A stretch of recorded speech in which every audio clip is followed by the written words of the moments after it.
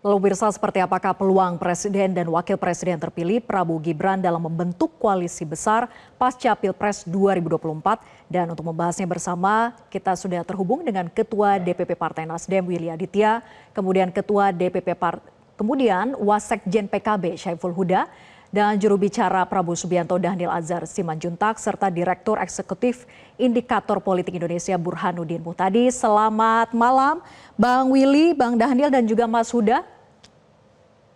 Malam, Vera. Assalamualaikum. Waalaikumsalam. Kita masih menunggu juga Mas Burhan ya untuk bergabung nanti.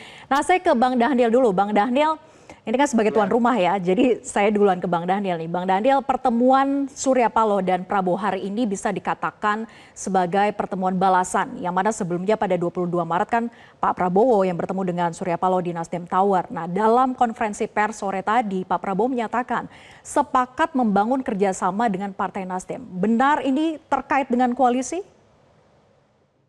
Iya, pertama tentu sejak awal Pak Prabowo menyebutkan bahwasannya beliau sangat terbuka dengan kerjasama dengan rival-rival politiknya sebetulnya.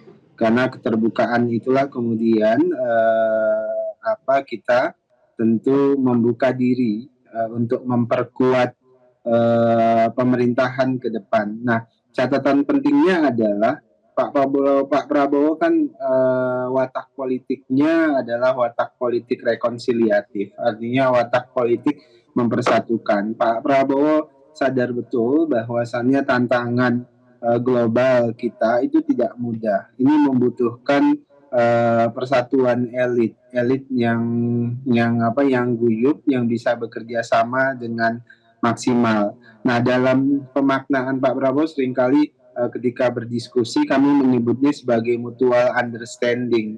Jadi kita ingin membangun konsensus, membangun mutual understanding dengan semua kekuatan politik. Nah, terkait dengan mutual understanding itu, kesepahaman yang saling menguntungkan untuk seluruh pihak, untuk seluruh rakyat Indonesia, itu bisa dimaknain dua hal. Pertama, kerjasama politik itu bisa bermakna bersama-sama di dalam pemerintahan atau di luar pemerintahan.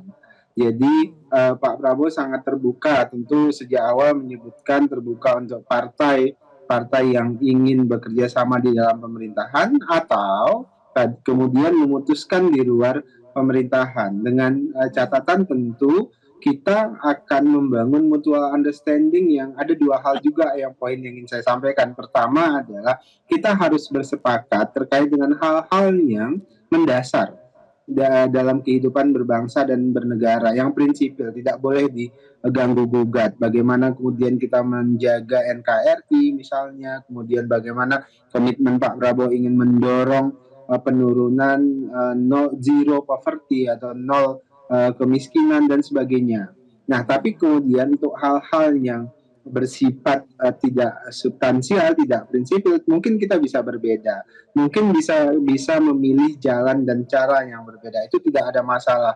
Nah, itulah ruang perdebatan, ruang perbedaan dan sebagainya. Nah, terkait dengan itulah Mbak, Pak Prabowo membangun komunikasi politik hari ini, kira-kira begitu.